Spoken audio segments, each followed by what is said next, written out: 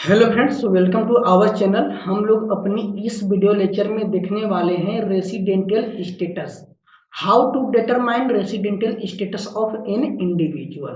Okay, सबसे पहले हम समझ लेते हैं कि रेसिडेंशियल स्टेटस के बारे में कुछ पॉइंट को डिस्कस कर लेते हैं। कहा गया है जो रेसिडेंशियल स्टेटस होता है ना, वो ईच प्रत्येक प्रीवियस ईयर के लिए हमें डिटरमाइन करना होता है रेसिडेंशियल स्टेटस। और प्रत्येक पर्सन की एवरी पर्सन की रेसिडेंशियल स्टेटस को हमें प्रत्येक प्रीवियस ईयर में देखना पड़ता है। अगर सपोज करिए हम अगर देखना चाहते हैं कि मिस्टर ए हैं जिनकी रेसिडेंशियल स्टेटस प्रीवियस ईयर 1920 में क्या थी, तो हमें प्रीवियस ईयर 2021 में दोबारा चेक करना होगा कि उनकी रेसिडेंशियल स्टेटस क्या है इन इंडिया में। ओके, और कहा गया है कि एक जो पर्सन है ना, वो ऐसा हो सकता है कि एक प्रीवियस ईयर में रेसिडेंट हो और दूसरे प्रीवियस ईयर में नॉन रेसिडेंट हो जाए। ठीक है, और हो सकता है कि इस प्रीवियस ईयर में वह नॉन रेसिडेंट है और नेक्स्ट प्रीवियस ईयर में वह रेसिडेंट हो जाए। तो जो रेसिडेंशियल स्टेटस होती है वह चेंज होती रहती है प्रत्येक पर्सन की, और टैक्स के पॉइंट ऑफ व्यू से हर प्रत्येक प्रीवियस ईयर का हमें रेसिडेंशियल स्टेटस डिटरमाइन करना पड़ेगा। नेक्स्ट कहा गया कि जो हमारे पर्सन है, टाइप्स ऑफ पर्सन है, वह इंडिविजुअल हो, एचयूएफ हो, कंपनी हो, फर्म हो, एक्सेट्रा, कोई भी हो, प्रत्येक को अपनी रेसिडेंशियल स्टेटस डिटरमाइन करनी होगी खुद से। यह इस इनकम टैक्स डिपार्टमेंट का कार्य नहीं है कि वह आपकी रेसिडेंशियल स्टेटस को डिटरमाइन करे। ठीक, प्रत्येक जो पर्सन है उन्हें, प्रत्येक जो एसएससी है उन्हें खुद अपना निर्धारित करना होगा कि प्रीवियस ईयर में उनकी रेसिडेंशियल स्टेटस क्या थी। जैसे बात करते हैं हम रेसिडेंशियल स्टेटस की, तो कहा गया इंडिविजुअल एंड एचयूएफ को हम एक कैटेगरी में रखते हैं। फिर उसके बाद association of person, body of individual, partnership firm, company, local authority, ठीक है, आर्टिफिशियल जुरिडिकल पर्सन, इन्हें हम एक कैटेगरी में रखते हैं। ओके, और जो इंडिविजुअल है और एचयूएफ की जो कैटेगरी है, कहा गया एक इंडिविजुअल या एचयूएफ क्या हो सकते हैं, नॉन रेसिडेंट हो सकते हैं, या रेसिडेंट एंड ऑर्डरी रेसिडेंट हो सकते हैं, या रेसिडेंट बट नॉट ऑर्डरी रेसिडेंट हो सकते हैं। लेकिन other than HUF and individual जितने भी टाइप्स के पर्सन होंगे वह केवल या तो रेसिडेंट होंगे या तो नॉन रेसिडेंट होंगे। तो आइए सबसे पहले हम इंडिविजुअल के बारे में ही डिस्कस कर लेते हैं इस वीडियो लेक्चर में कि एक इंडिविजुअल की रेसिडेंशियल स्टेटस को हम किस तरह से डिटरमाइन करेंगे। कहा गया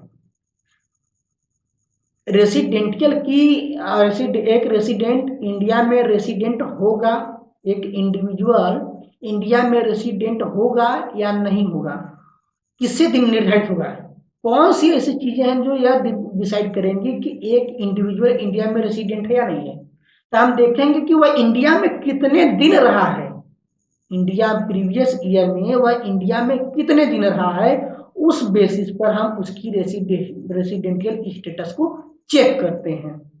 तो कहा गया कि अगर एक इंडिविजुअल प्रीवियस ईयर में 182 डे या उससे अधिक रहा हो तो उसे हम यह मानते हैं कि वह रेसिडेंट इन इंडिया है। पहला कंडीशन यह है। ठीक, पहला कंडीशन। अब सेकेंड कंडीशन यह है कि अगर सपोज करिए किसी वजह से पहला कंडीशन सेटिस्फाई नहीं होता है, यानी एक इंडिविजुअल प्रीवियस ईयर में 182 डे से कम रहता है, तो कहा गया आपको एक कंडीशन हम और बता रहे हैं, आप इस पर चेक कर लीजिए। कहा गया कि हम फिर देखेंगे क्या एक इंडिविजुअल प्रीवियस ईयर में कम से कम 60 डे रहा है कि नहीं। तो हमारा आंसर आ गया हाँ 60 डे वह रहा है। तो कहा गया ठीक है, आपने एक इस कंडीशन को सेटिस्फाई किया है, तो आपको एक और सेटिस्फाई करना होगा कि आपको यह देखना होगा कि वह जो इंडिविजुअल है वो रिलीवेंट प्रीवियस ईयर के 4 प्रीसीडिंग प्रीवियस ईयर में क्या 365 डे इंडिया में रहा है। तो अगर इन दोनों में अगर दोनों कंडीशन आप क्यूमुलेटिवली क्वालिफाई कर लेते हैं, सेटिस्फाई कर लेते हैं, तो आप रेसिडेंट माने जाएंगे। और अगर इसके में क्या है, पहले हम चेक करेंगे, सबसे पहले हम यही चेक करेंगे क्या एक इंडिविजुअल इन इंडिया में प्रीवियस ईयर में 182 डे या इससे अधिक रहा है कि नहीं। अगर हाँ रहा है तो इस कंडीशन को हमें चेक करने की कोई आवश्यकता नहीं है, लेकिन अगर नहीं रहा है तो हम दूसरे वाले ग्रुप में चले जाएंगे, दूसरे कंडीशन को देखेंगे कि क्या वह प्रीवियस ईयर में कम से कम 60 डे रहा है। अगर रहा है तो आपको एक और कंडीशन सेटिस्फाई करना होगा इसी में, जो कि कंडीशन नंबर 2 है। उसे 4 प्रीसीडिंग प्रीवियस ईयर में कम से कम 365 डे रहना होगा। अगर इन दोनों या दोनों कंडीशन सेटिस्फाई होते हैं तो कहा गया आप रेसिडेंट इन इंडिया माने जाएंगे उस प्रीवियस ईयर के लिए। मीन्स कि इन दोनों में से कोई आप एक कंडीशन सेटिस्फाई करिए, इसको आप सेटिस्फाई करिए या इसको सेटिस्फाई करिए, आप रेसिडेंट माने जाएंगे।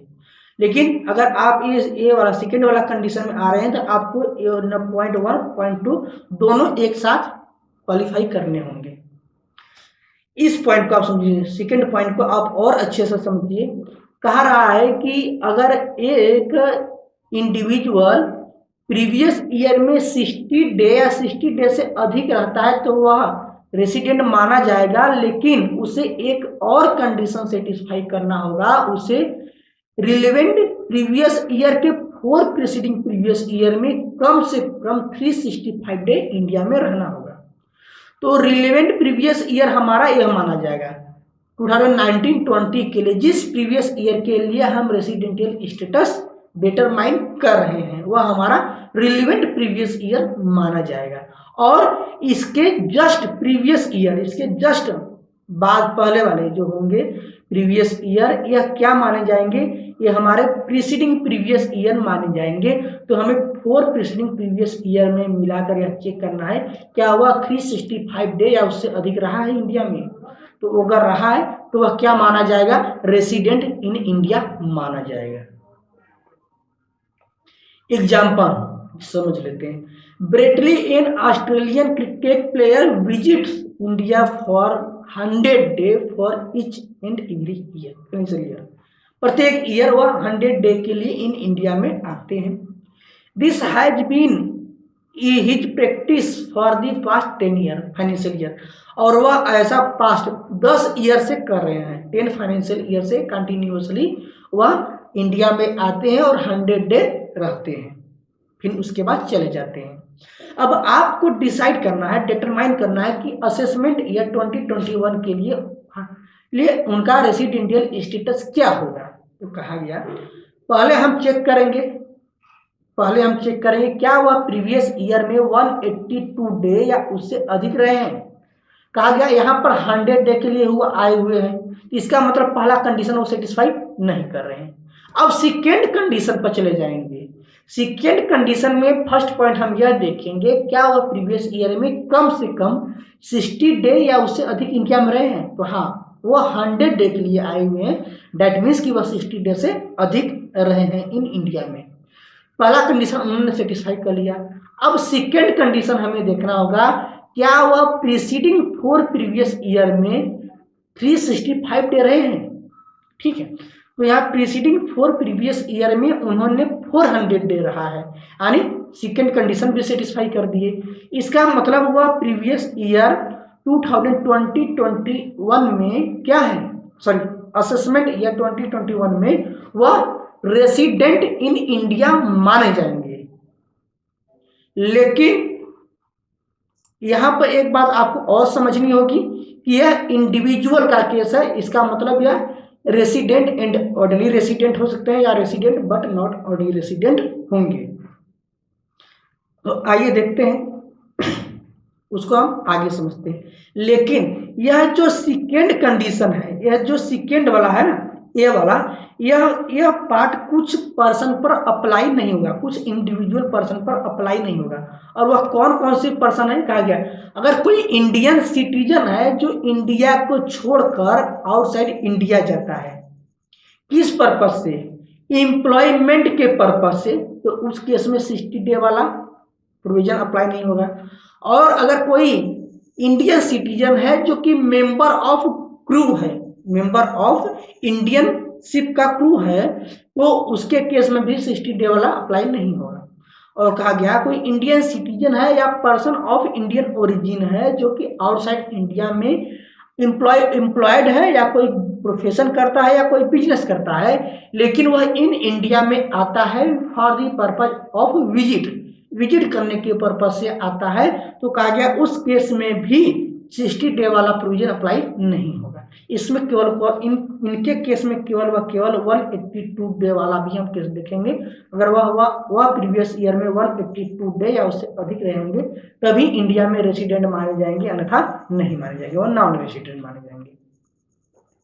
एडिशनल कंडीशन, एक इंडिविजुअल होगा resident but not ordinary resident and ordinary resident.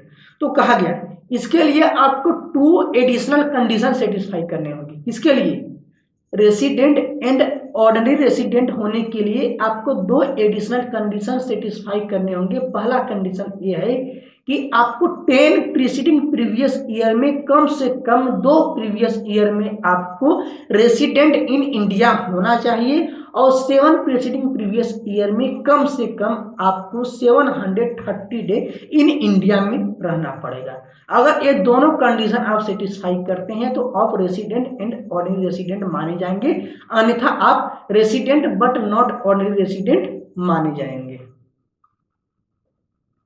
जैसे यहां पर देखिए ये क्या है, resident but not ordinary resident है, ठीक। और बात की जा रही है इंडियन शिप की, तो अगर कोई पर्सन है जो कि इंडियन शिप का क्रू मेंबर है, उसके केस में जो हम रेसिडेंटल स्टेटस डिटरमाइन का जो करने का तरीका है वह ए है, ठीक है। उसमें से हम कुछ पीरियड एक्सक्लूड करते हैं, ये है, आप इसको रीड कर लीजिएगा।